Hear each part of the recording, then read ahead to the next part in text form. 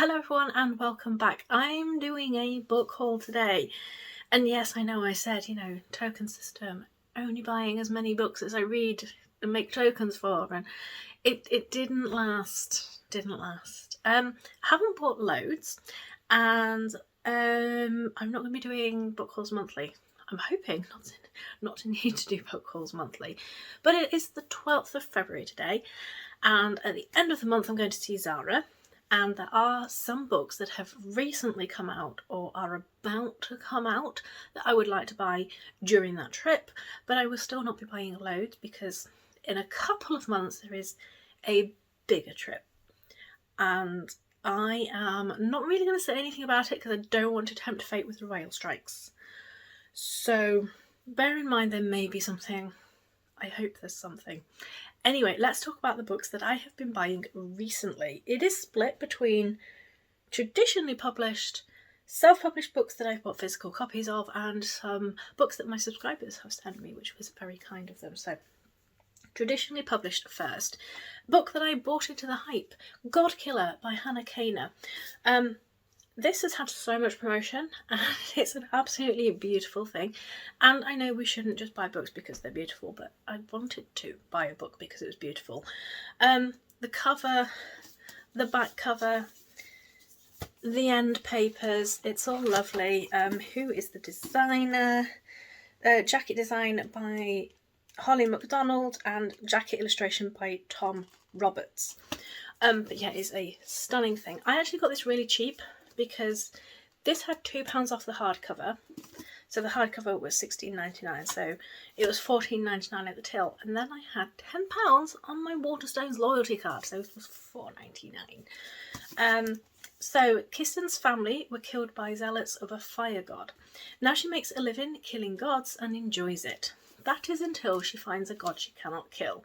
Skedi, a god of white lies, has somehow bound himself to a young noble, and they are both on the run for unknown assassins.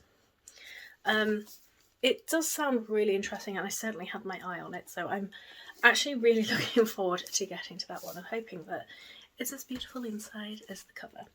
A couple of books. I have actually read both of these.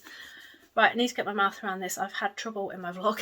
Into the Wind-Racked Wilds by A. Deborah Baker. This is the third in the... Is it the Up and Under?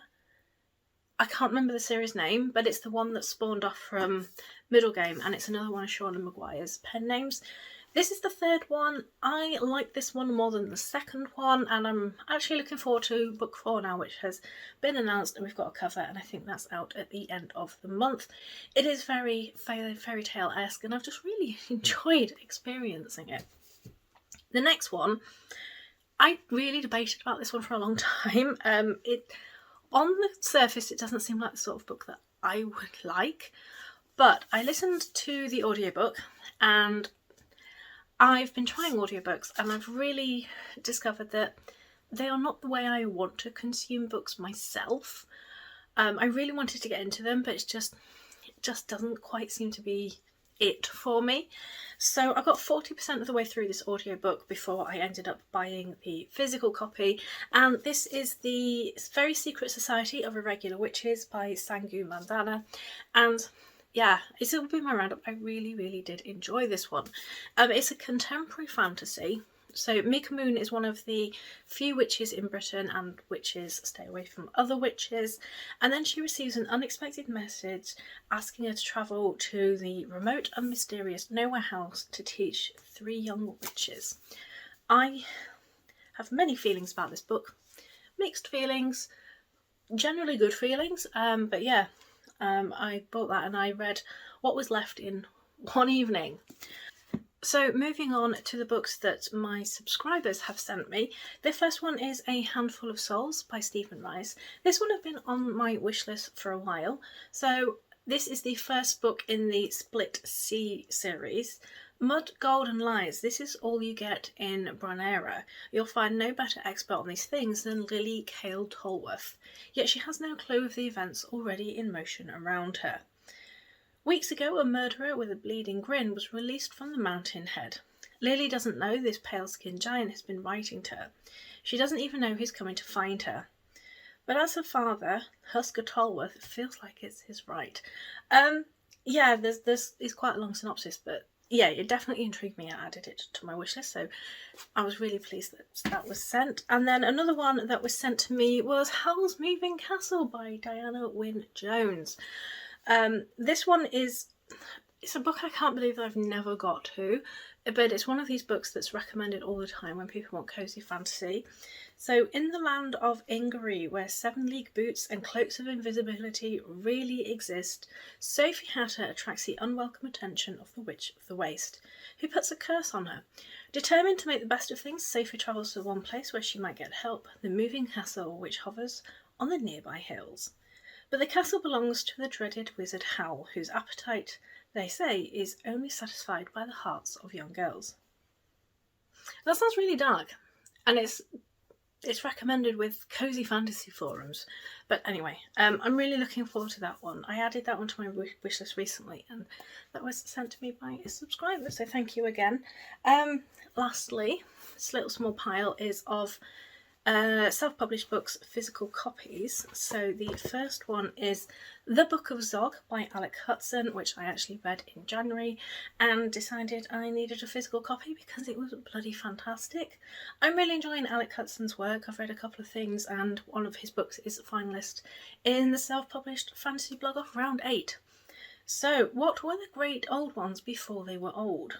In the shadow of cosmic horrors, newly birthed entity Zogros must come to understand his true nature, learn how to wield his dreadful powers, and search for meaning in the mad spaces between the stars.